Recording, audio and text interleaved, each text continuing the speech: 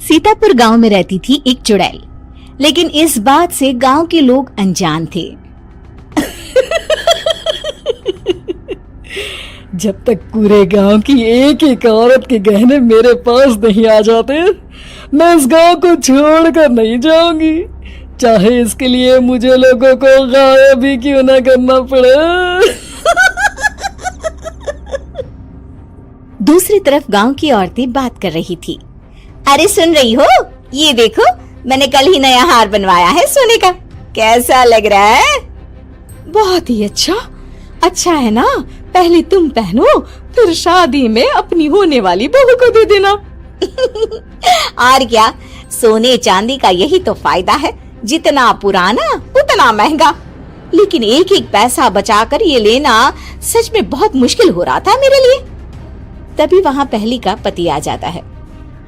गांव में एक औरत के घर के सोने के सारे गहने चोरी हो गए।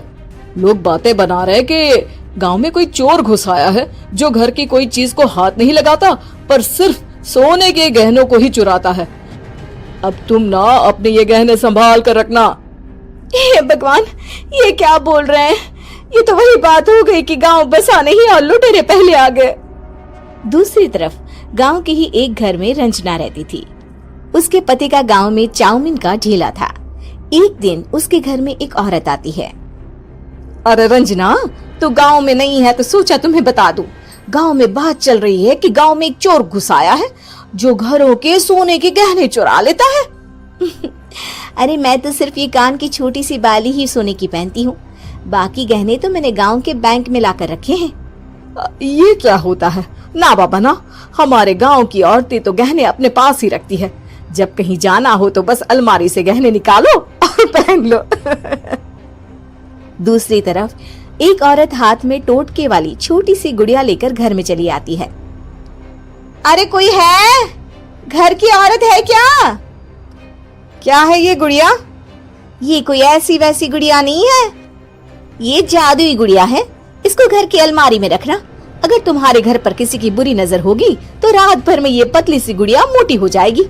मैं कल आकर ये गुड़िया ले जाऊंगी और तुम्हारे घर की सारी बुरी नजर छूट जाएगी, समझी? अरे वाह, ये तो बहुत कमाल की गुड़िया है, दे दो। कितने की है एक? अरे नहीं नहीं नहीं, ये फ्री की है।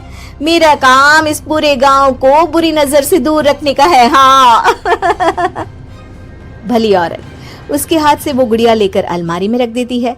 लेकिन अगली सुबह जब वो उस गुड़िया को देखती है तो पतली सी गुड़िया मोटी हो चुकी होती है। हे भगवान, ये क्या? किसने मेरे घर को बुरी नजर से बांध रखा था? तभी वो गुड़िया वाली भी आ जाती है। मैंने कहा था ना, घर पर बहुत ज्यादा बुरी नजर है, लाओ ये गुड़िया मुझे दे दो। औरत वो गुड़िया उठाकर उसे दे देती है। गुड़िया हाथ में आते ही वो औरत उसे लेकर सीधे गांव के बाहर की खाली हवेली में चली जाती है और साधारण औरत से चुड़ैल बन जाती है। अरे पगली, गांव वाली इस गुड़िया के पेट में तेरे घर के सारे गहने हैं।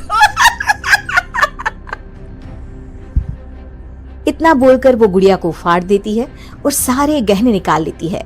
वहीं दूसरी तरफ, हे भगवान, मेरे घर के सारे गहने चोरी हो गए। उस औरत के घर के आसपास लोगों का जमावड़ा हो जाता है और लोग बातें करने लगते हैं।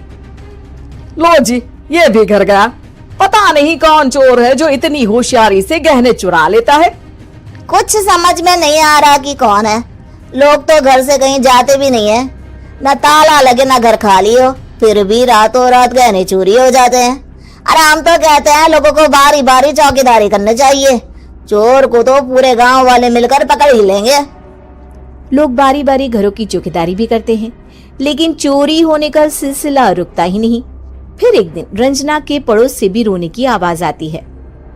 अरे आज ही घर की बुरी नजर उतरी और आज ही सारे गहने भी चोरी हो गए। कैसी बुरी नजर? क्या हुआ था? तभी वहां उस औरत का पति भी आ जाता है जिसके घर में गहनों की चोरी हुई थी। हाँ, मेरी बीवी ने भी किसी गुड़िया को घर में बुरी नजर उतारने के लिए रखा था, लेकिन अगले दिन गहने चोरी हो गए। अब रंजना को कुछ कुछ बात समझ में आ जाती है। वो गांव वालों से कहती है, देखिए अब आप लोग चिंता ना करें, जल्द ही चोर पकड़ा जाएगा। उस नजर उतारने वाली गुड़िया को आज मेरे घर कोई भेज देना। फिर क्या था, चुड़ैल को लोग रंजना के घर भेजते हैं।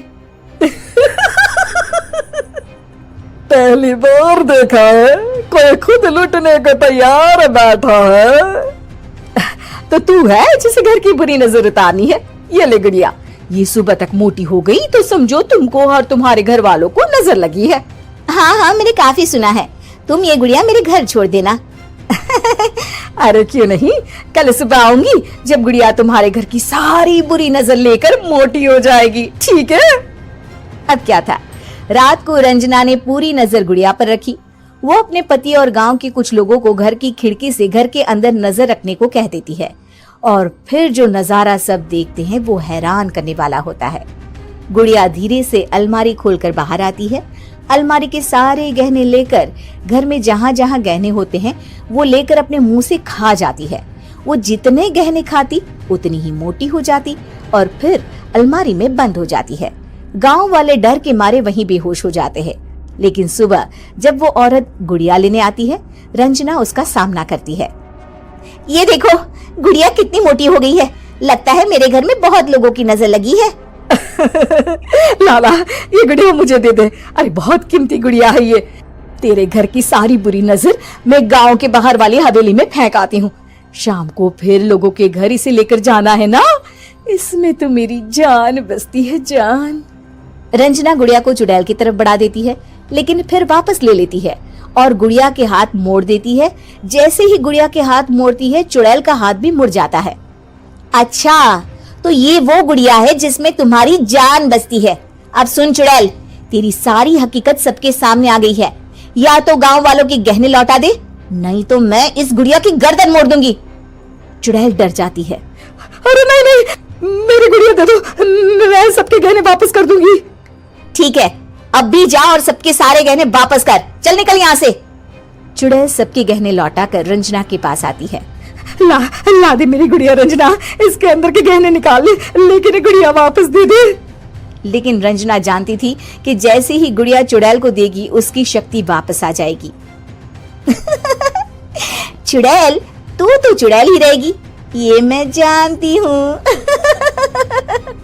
अरे नहीं नहीं नहीं, मैं गांव छोड़कर चली जाऊंगी, किसी को परेशान नहीं करूंगी, वादा करती हूँ मैं। लेकिन रंजना उसकी एक बात नहीं सुनती और गुड़िया का सर उसके शरीर से अलग कर देती है। चुड़ैल सर अलग होती ही गायब हो जाती है। गांव वाले रंजना के साहस और बुद्धि की खूब प्रशंसा करते हैं।